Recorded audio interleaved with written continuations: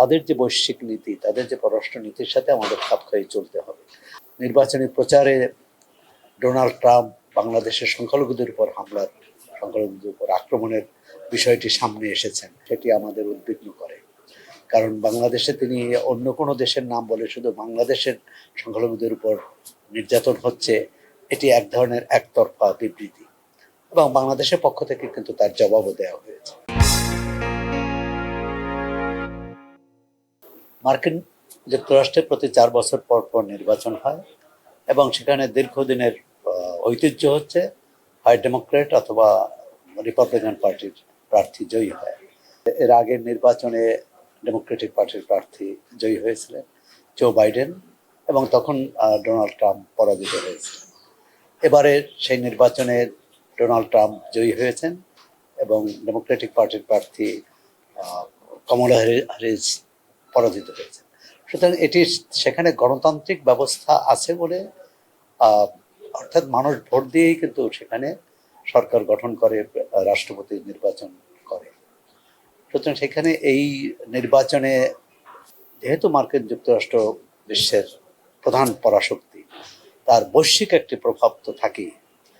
কিন্তু এটি এমন নয় যে যুক্তরাষ্ট্রে কোন দল ক্ষমতায় বা কোন দলের প্রার্থী ক্ষমতায় তার উপর বাংলাদেশের সাথে দ্বিপক্ষীয় সম্পর্কে একবারে আকাশ পাতাল পরিবর্তন হয়ে যাবে, আর সেটি হওয়ার কোনো কারণ নেই। তবে যুক্তরাষ্ট্রের একটা ভূ রাজনীতি যে স্বার্থ, তারা দেখতে চাইবে বাংলাদেশের সাথে তাদের সম্পর্ক, ভারতের সাথে সম্পর্ক বা অন্য যে কোনো দেশের যে ভূ রাজনৈতিক স্বার্থ যাদের রক্ষিত হয়। ডোনাল্ড ট্রাম্প প্রথমেই কিন্তু তার আগের নির্বাচনে এবং এই নির্বাচনেও কিন্তু স্লোগান ছিল মার্কিন যুক্তরাষ্ট্র ফার্স্ট, অর্থাৎ আমেরিকা ফার্স্ট, আমেরিকা প্রথম। আমেরিকাকে তারা প্রথম জায়গায় নিয়ে যেতে চায়। ডেমোক্রেটিক দলের যে নীতি ছিল, সারা বৈশ্বিক বিষয়ে তাদের যে আগ্রহ, তাদের যে আধিপত্য বিস্তারের চেষ্টা, সেখান থেকে ডোনাল্ড ট্রাম্প কিন্তু বেরিয়ে আসতে চায়। নির্বাচনী প্রতিশ্রুতি এরকমই ছিল, আর যে তারা ইউক্রেন যুদ্ধে তারা অংশ নিতে চান না, এই যুদ্ধ বন্ধ হবে। মধ্যপ্রাচ্যেও তারা তাদের নীতি পরিবর্তন হতে পারে।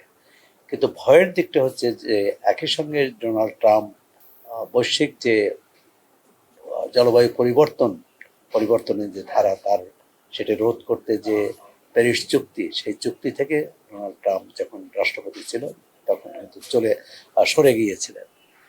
আবার যদি সরে যান, অর্থাৎ যুক্তরাষ্ট্র এই খাতে যে বিশাল অঙ্কের অর্থ চাঁদা হিসেবে দেয়, সেটি বন্ধ হয়ে যাবে এবং বন্ধ হয়ে গেলে এই কার্যক্রম ব্যাহত হবে। এটি একটি উদ্বেগের বিষয়। বাংলাদেশের নতুন সরকার এসেছে, এই সরকারের যুক্তরাষ্ট্রের পররাষ্ট্র নীতি কিন্তু শুধু ব্যক্তির উপর নির্ভর করে।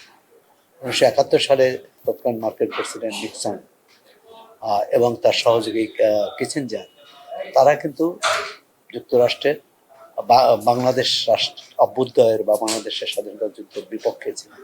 এই বিপক্ষে থাকার পরও পররাষ্ট্র নীতি কিন্তু পাকিস্তানকে সহায়তা করতে চাইলেও কিন্তু অনেক কিছু করতে পারেনি, যেমন অস্ত্র দিতে পারেনি। 1965 সালের ভারত পাকিস্তান যুদ্ধের পর দুই দেশের উপরই অস্ত্র নিষেধাজ্ঞা ছিল, সেই নিষেধাজ্ঞা কিন্তু 71 পর্যন্ত বহাল ছিল। যদিও যুদ্ধের শেষ মুহূর্তে ইরান, জর্ডান এরকম কয়েকটি দেশের সহায়তা নিয়ে তারা কিছু অস্ত্র পাকিস্তানকে দিয়েছিল। আপনারা জানেন যে সেই সময় পাকিস্তানি যুদ্ধ জাহাজ, মানে অস্ত্র বোঝাই জাহাজ আটকে দিয়েছিল, সেখানে ব্লকেট তৈরি করা হয়েছিল। তবে এটি বাংলাদেশের সাথে সম্পর্ক ক্ষেত্রে আমাদের সতর্ক থাকতে হবে। যুক্তরাষ্ট্রের নতুন যে প্রশাসন, তাদের যে বৈশ্বিক নীতি, তাদের যে পররাষ্ট্র নীতির সাথে আমাদের খাপ খাইয়ে চলতে হবে। নির্বাচনী প্রচারে ডোনাল্ড ট্রাম্প বাংলাদেশের সংখ্যালঘুদের উপর হামলার, সংখ্যালঘুদের উপর আক্রমণের বিষয়টি সামনে এসেছেন, সেটি আমাদের উদ্বিগ্ন করে। কারণ বাংলাদেশে তিনি অন্য কোনো দেশের নাম বলে শুধু বাংলাদেশের সংখ্যালঘুদের উপর নির্যাতন হচ্ছে, এটি এক ধরনের একতরফা বিবৃতি এবং বাংলাদেশের পক্ষ থেকে কিন্তু তার জবাবও দেওয়া হয়েছে। কূটনৈতিকভাবে এই জবাবগুলো দেওয়া, এবং যুক্তরাষ্ট্রের সাথে গতকাল প্রধান উপদেষ্টার প্রেস সচিব তিনি বলেছেন যুক্তরাষ্ট্রের সাথে বাংলাদেশ সম্পর্ক উত্তরোত্তর বৃদ্ধি পাবে, অর্থাৎ নতুন সরকার আসলে সম্পর্ক অবনয়নের কোনো কারণ নেই। আর সুতরাং এক্ষেত্রে আমাদের কূটনৈতিক আমরা আশা করব যে আমাদের কূটনৈতিক তৎপরতা আরও বাড়বে এবং যুক্তরাষ্ট্রের সাথে আমাদের যে চলমান বাণিজ্যিক এবং বিনিয়োগ সম্পর্ক সেটি বৃদ্ধির চেষ্টা করবে। তবে সামাজিক যোগাযোগের মাধ্যমে এই নির্বাচনের ফলাফলের পর নানা রকম গুঞ্জন, নানা রকম গুজব, আমি মনে করি না সেই গুজবের কোনো ভিত্তি আছে।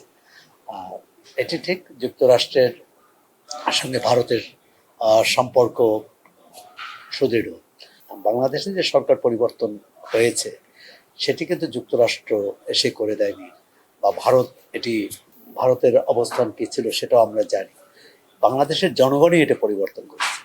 সুতরাং বাংলাদেশের জনগণই ঠিক করবে যে আগামীতে কারা ক্ষমতায় আসবে, বা এই সরকার কিছু সংস্কার প্রস্তাব নিয়েছে, সেই সংস্কার প্রস্তাব কীভাবে সামনে এগিয়ে নেওয়া যায় এবং একটি অবাধ সুষ্ঠু নির্বাচনের পরিবেশ তারা তৈরি করবে অঙ্গীকার করেছে। যুক্তরাষ্ট্রও চায় যে একটি নির্বাচিত সরকার আসুক, যারা অন্তর্বর্তী সরকার তারাও চাচ্ছে একটি নির্বাচিত সরকার।